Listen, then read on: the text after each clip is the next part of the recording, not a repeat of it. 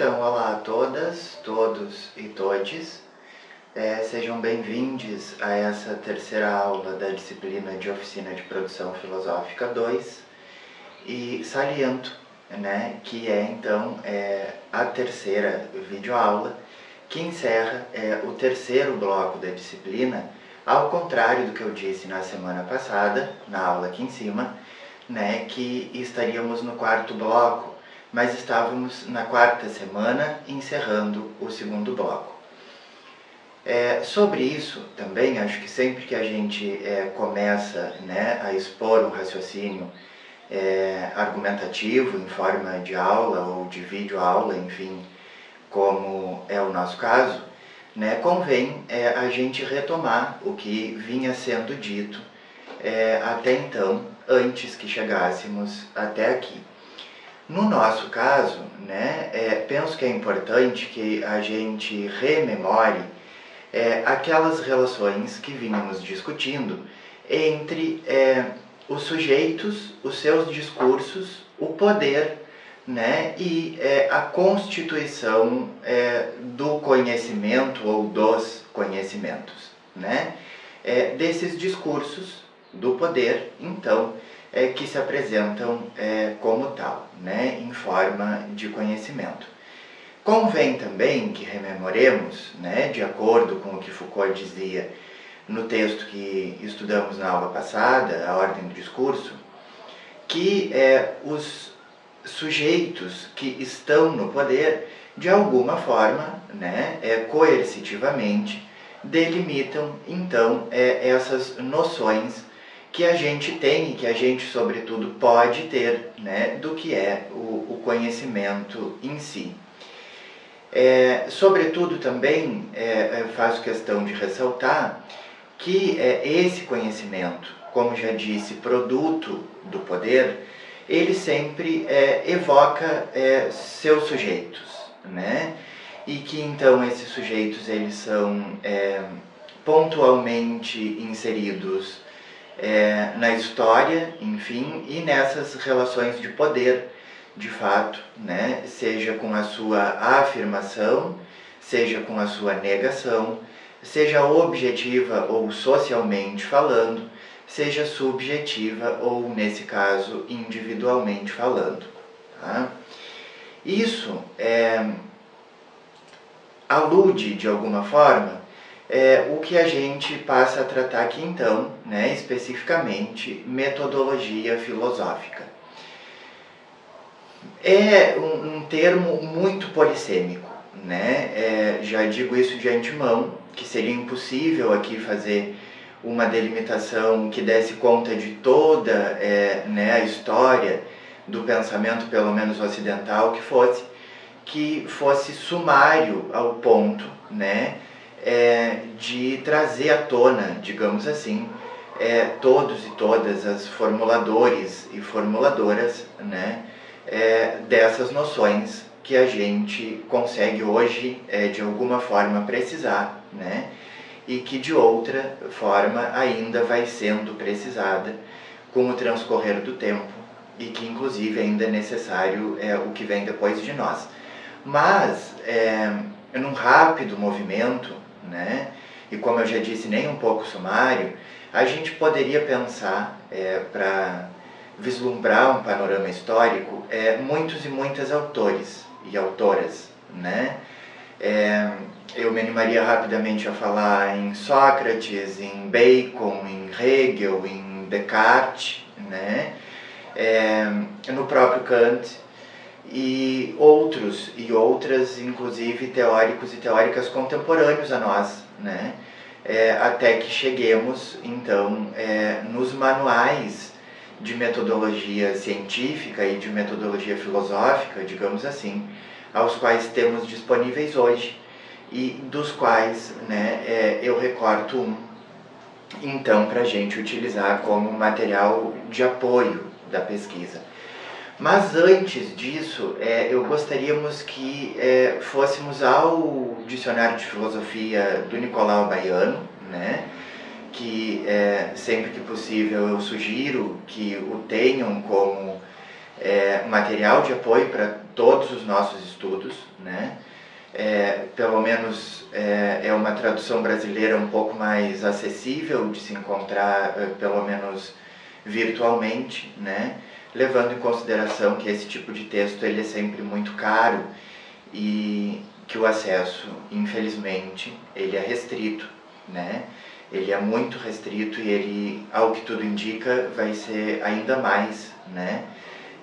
Pensando a atual política de cerceamento do conhecimento ou, genericamente falando, né, da taxação de livros no Brasil. Mas voltando ao Nicolau Baiano, a gente pode perceber que a palavra método, né, ela aparece 443 vezes no texto.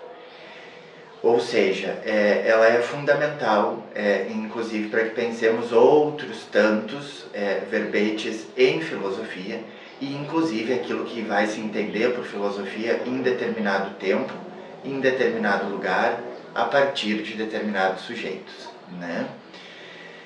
O Baiano, então, vamos pensar junto com ele a etimologia da palavra, ou pelo menos o seu significado, né, na língua portuguesa, nos diz que método é qualquer pesquisa ou orientação de pesquisa, e 2, que é uma técnica particular de pesquisa. Metodologia, por sua vez, o verbete vai aparecer 61 vezes, né, mas vai ter pelo menos 4 definições rápidas, que são elas. Lógica ou parte da lógica que estuda os métodos. 2. Lógica transcendental aplicada. 3. E o que mais nos interessa, conjunto de procedimentos metódicos de uma ou mais ciências, no nosso caso, a filosofia, e ainda quiçá, né, as ciências humanas ou as humanidades, digamos assim, grande área a qual nos inserimos, né? E 4, ainda, ele diz que a análise filosófica de tais procedimentos metódicos de uma ou de mais ciências. Digo isso para que a gente tenha em mente o que trataremos aqui por metodologia filosófica e, sobretudo, o que os autores do texto eles tratam, né? Diante essa polissemia dos termos, e que muitas poderiam ser as aulas aqui hoje ministradas, mas que eu faço esse recorte pensando, né, justapondo que o nosso real interesse a curto prazo, pela etapa do percurso formativo de vocês, a produção de material didático-pedagógico, né, de recurso didático-pedagógico, pensando justamente essa imbricação, né, que a disciplina tem com as disciplinas de estágio e também pensando, né, aí na consolidação, digamos assim, da formação de vocês e nossa, né, como docentes em filosofia de fato. Tá? Queria lembrar também, inclusive pela data que a gente está, né, uma passagem, tá? Um rápido excerto da Pedagogia da Autonomia, né, livro de Paulo Freire, que nos diz, né, que ensinar exige rigorosidade metódica. E eu me animaria ainda de fazer um acréscimo, né, dizendo que ensinar filosofia requer rigorosidade metódica. E aproveito também aí então para evocar, né, o dito patrono da educação brasileira, justamente porque hoje ele faria 99 anos de idade. Mas voltando ao texto desses dois professores franceses, professores universitários, né, que são Fauchet e Wunenburger, com uma pronúncia um pouco peculiar aí do idioma francês, né, de seus sobrenomes, mas que são aí, digamos que, nossos contemporâneos e que bastante importantes né, para que a gente pense uma metodologia dita filosófica, pelo menos, entre aspas, tradicional, tá, pessoal? É muito importante que a gente faça isso para conseguir dar consecução aos conteúdos do semestre e também as etapas da reflexão que a gente quer fazer, né? Tendo em mente, como eu já disse, como eu sempre digo, a especificidade dos sujeitos produtores, né, do conhecimento. Tá? Os dois autores, então, eles dividem o texto em em muitas partes, né? Mas o primeiro capítulo, ao qual eu disponibilizei para vocês e o qual utilizaremos nessa etapa dos nossos estudos, ele se divide, então, em 3 partes. Tá? São elas, uma que versa especificamente sobre a leitura de textos filosóficos, outra sobre a tessitura da explicação desses textos, né? E a última sobre a feitura e a formatação da feitura, digamos assim, dos comentários desses textos. Na primeira parte do texto, então, os autores eles vão versar sobre, propriamente dita, a leitura de textos filosóficos, né, levando em consideração o lugar ao qual ou aos quais, né, os autores falam.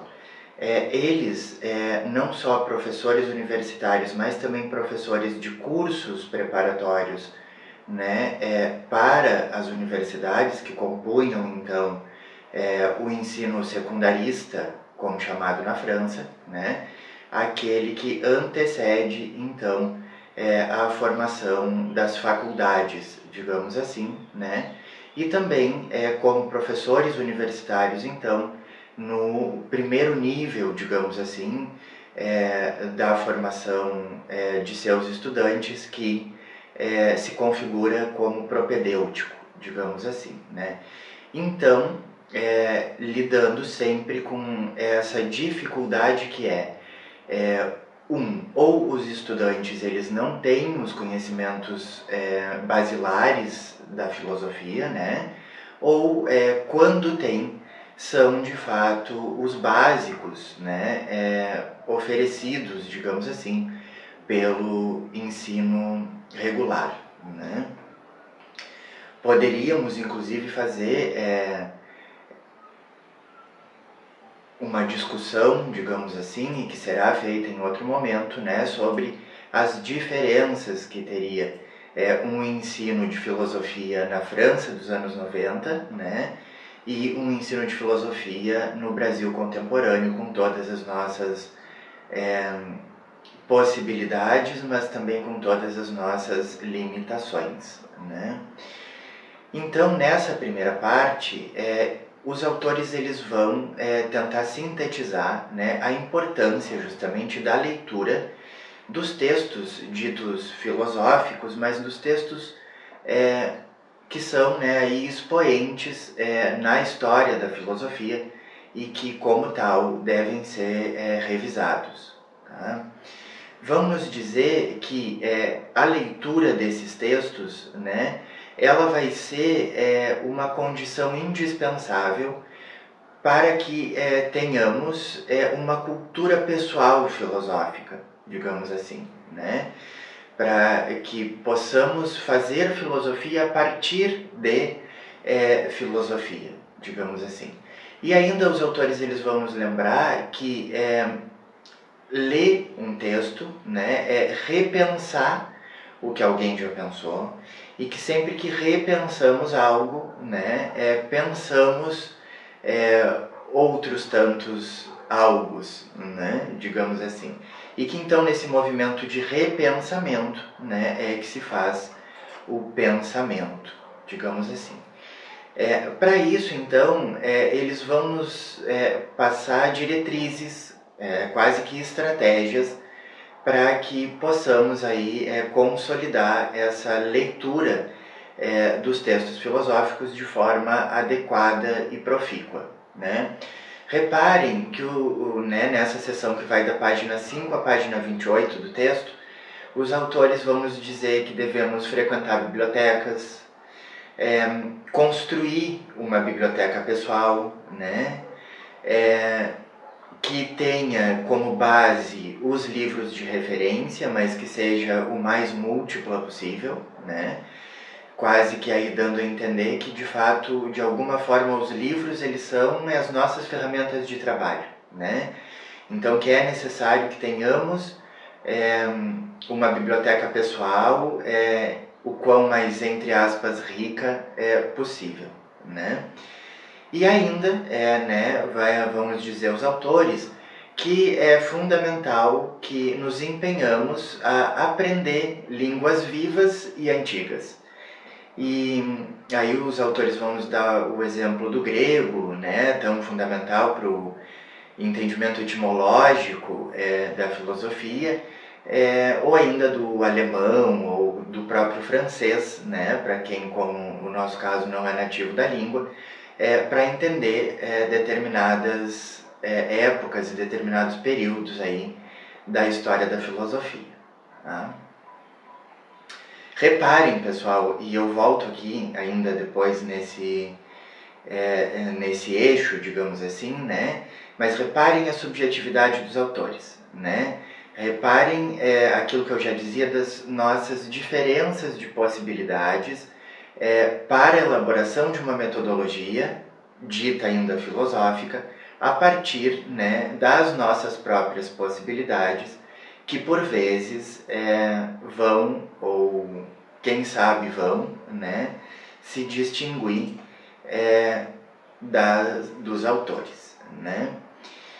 Mas eles nos dizem ainda que, né, para a construção dessa nossa biblioteca, a partir de livros de referência, que a gente siga, né, as indicações dos nossos professores, que a gente privilegie os textos fundamentais da filosofia, né, os clássicos, mas que ainda também a gente leia, né, outros tipos de livros, se possível ainda ao mesmo tempo, né, que fazemos aí a leitura dos clássicos, como diriam os autores, né?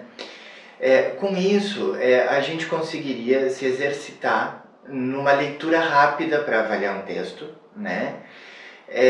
Sempre levando ainda em consideração de não se pronunciar aquilo que se lê, né? Mas em respeito a essas línguas maternas dos autores, digamos assim, né?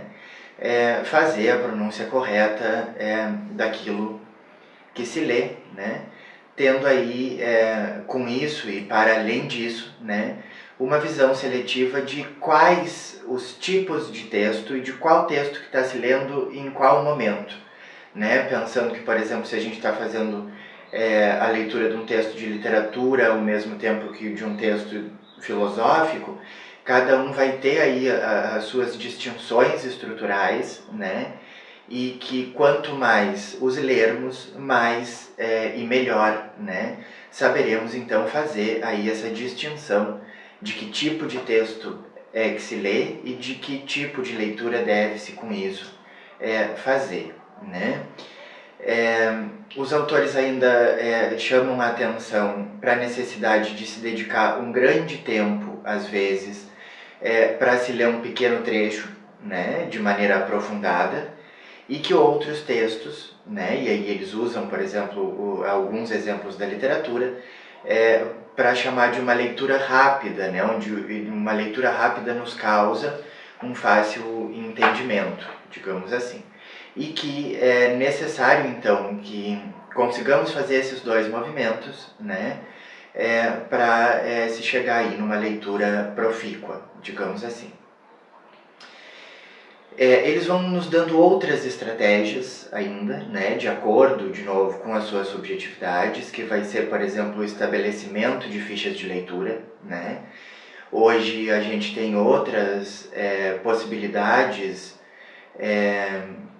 metodológicas, inclusive, de fazer isso, né, como plataformas que nos servem como, digamos assim, repositórios de referências, né, e inclusive pesquisem sobre isso, é bem importante quando forem escrever monografias, dissertações, teses, enfim, né? Fazer o uso dessas plataformas contemporâneas que facilitam o nosso trabalho, mas que antigamente se restringiam então a ter fichas de leitura manuais, né? Aí com todo um caráter de fato registrual, né? Dos textos e de suas partes, né? Com isso, a partir dessas fichas de leitura, independentemente do seu formato, né, que consigamos estabelecer as referências exatas dos excertos e dos textos, né, e que sempre tenhamos cadernos de vocabulários, os autores dizem, né. Isso também hoje pode ser substituído por outras formas, digamos assim, de se fazer, entre aspas, dicionários ou cadernos de vocabulário mesmo, né? Para que tenhamos aí sempre registrado. E isso é muito importante que a gente pense também esse movimento para com os nossos estudantes e as nossas estudantes, né? Fazer com que eles despertem o interesse no significado das palavras, a partir de ter mesmo aí um diário, né, de registro, quem sabe, de novas palavras ou de novos significados para outras palavras, né? E isso pode ser bem interessante, tanto para nós quanto para aqueles que mediamos os seus estudos, né? E então, com isso, né, e para além disso, os autores encerram essa primeira parte e passam para a segunda, que vão ser, né, apontamentos aí sobre como devemos tecer uma explicação adequada sobre um texto filosófico. E essa eu imagino que seja a parte mais importante nesse momento para vocês, que pensem o como isso pode imbricar e como deve imbricar, né, pessoal, lá na formulação dos cursos que desempenharão para as disciplinas de estágio, né, e que dos quais o videoaula, né, servirá como avaliação para a nossa disciplina também, que é onde vocês devem ter, né, esse objetivo, o de explicar os textos, ou alguns textos, ou partes de textos, né, para os seus hipotéticos estudantes, né? Os autores começam, então, nos ressaltando, né, que a explicação de um texto, ela não é um pretexto para que se disserte sobre um texto, ela deve ser objetiva, né? E que também explicar ele não é parafrasear, mas é conseguir sintetizar, tá, pessoal? E nisso, os autores eles vão nos dizer que a análise ela deve desdobrar o sentido, ela deve explicar de fato o sentido e que ela não deve ir ponto por ponto, né, fazendo aí uma análise exegética da coisa em si, mas que deve conseguir de fato, né, sinteticamente explicar. E que com isso, então, devemos, como dizem os autores, evitar o pontilismo.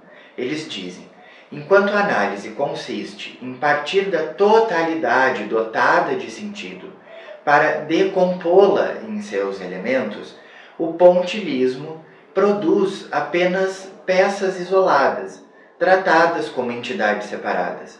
Como o procedimento é sistemático, nenhuma seleção é feita. O essencial e o não essencial são postos no mesmo plano.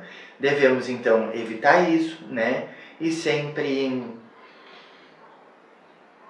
que sempre prevaleça, né? Sempre fazer com que prevaleça o essencial em detrimento ao não essencial. Sempre se deve, ainda, efetuar a explicação dos termos, né? E eu sempre tento fazer esse movimento com vocês, que é de sempre que a gente vai discutir um determinado assunto, pensar numa composição terminológica mesmo, né, de cada conceito, para que com isso a gente consiga vislumbrar o que de fato a gente está tentando investigar, né? Além disso, os autores dizem que memória e saber, eles devem ser, entre aspas, né, e aí cito os autores, amordaçados e presos com corrente. Ou seja, aquele lema muito importante aqui no Brasil, inclusive, né, de lembrar para nunca esquecer. E isso nos remete também à importância da leitura dos textos filosóficos e da tradição filosófica, né? Que é tudo aquilo que veio antes de nós deve ser posto antes de nós, justamente, e que a partir disso, então, consigamos nos autodispor a partir disso, né? Mas que ainda a explicação ela sempre vai prevalecer sobre o comentário, e ela sempre vai o preceder, né? Então, sempre que for o caso de fazermos sistematicamente fazermos uma leitura, uma explicação e um comentário do texto, esse deve ser a ordem, e que nunca deve-se, então, passar o comentário para frente e depois explicar, tá? Não é nem um pouco adequado. Dito isso, e com isso também é importante que sempre trabalhamos diretamente sobre o texto, né? E eu também tenho tentado ser muito além de dialógico didático, né? E vir fazendo isso com vocês. A partir das partes do texto, como eu venho fazendo aqui, e tentando, né, trabalhar esse argumento e conseguir chegar aí, então, na consecução do raciocínio, né? Com isso, individuar o movimento do pensamento cuja forma estruturada, articulada e orientada nessa sistematização, né, vai nos permitir produzir um plano, e que nesse plano a ordem, né, dos conteúdos ela venha a corresponder, mais uma vez, com o texto. O equilíbrio dessas partes ele vai depender do conteúdo da argumentação, né, e não dos volumes aparentes, digamos assim. Para isso, com isso, nessas estratégias, tá, pessoal, os autores eles vão nos dizer que primeiro é necessário sempre expor o tema, né, aquilo de que trata o texto, para depois expor a tese de quem a formula, né, e interrogar-se sobre o que o texto põe em discussão de verdade, além daquilo que está sendo dito, né, aquilo que é dito pelo não dito, digamos assim. Saber fazer a distinção das partes do texto, né, pensando que sempre quando se vai fazer uma explicação, sempre quando se vai se ter um argumento formulado de forma sistemática, vai se ter que ter uma introdução, um desenvolvimento e uma conclusão, e que a introdução, então, essa primeira parte, ela é feita para questionar e não para responder.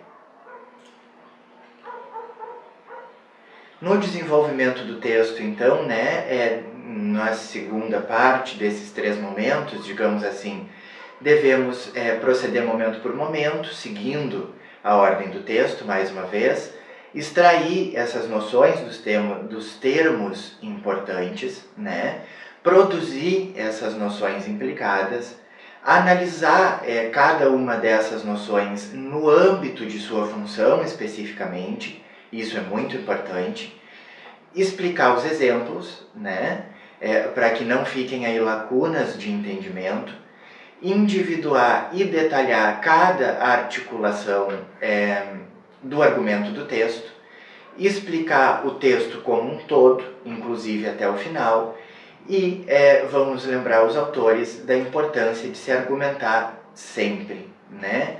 Fazer um rápido balanço aí quando se chega na conclusão do trabalho efetuado e deixar-se guiar pelo texto para deliberar sobre o debate, ou quem sabe, né, se for o caso, para encerrar a sessão, sempre